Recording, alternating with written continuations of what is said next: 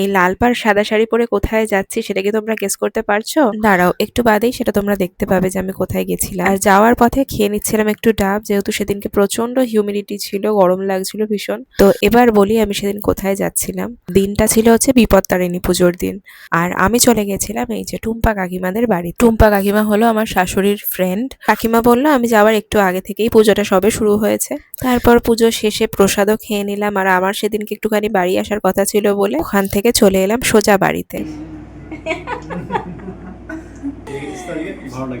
ভালো লাগছে দেখতে, পুরো দেখ না ঘেমে গেছি। হ্যাঁ, বাইরে খুব একটা ভ্যাপসা গরম আছে, বৃষ্টি হ্যাঁ, আমার মামা দুপাশ ফাটিয়ে এলো।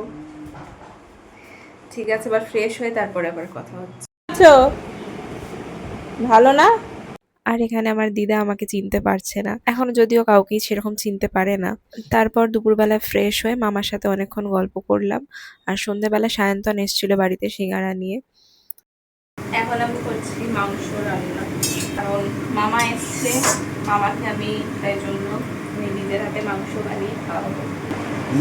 কিন্তু এখন খুব ভালো সুন্দর রান্না শিখে গেছিস, মানে এটা আমরা মোটামুটি পপুলারিটি পেয়ে গেছি।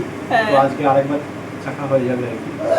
তুই আজকে প্রথমবার খাবি। হ্যাঁ হ্যাঁ, মানে এর আগে ও আরেকবার খেয়েছে, মানে আমি তখন সবে মাংস রান্না করছি। আর এইবার হচ্ছে সেকেন্ড টাইম যখন ও আমার হাতে মাংস রান্না খাবে আর খেয়ে রিভিউ দেবো যে ওর কিরকম লেগে। অবশ্য আমরা যখন চলে যাবো, তুই যখন খাবি পরে আমাকে খেয়ে রিভিউ দিবি। ঠিক আছে, তাহলে রান্নাটা করে নিই ছটপট, কারণ আমাদের তাড়াতাড়ি এবার বাড়িও শিখতে হবে।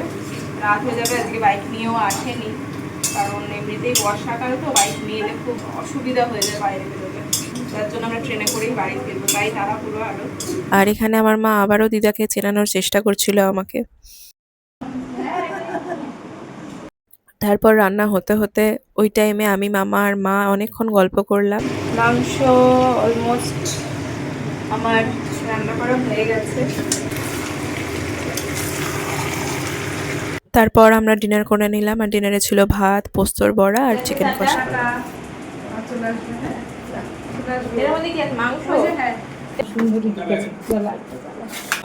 ঠিক আছে মামা, আসছি, সাবধানে।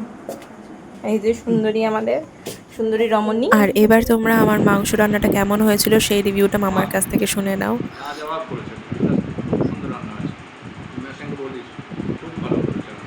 ভালো লেগেছে।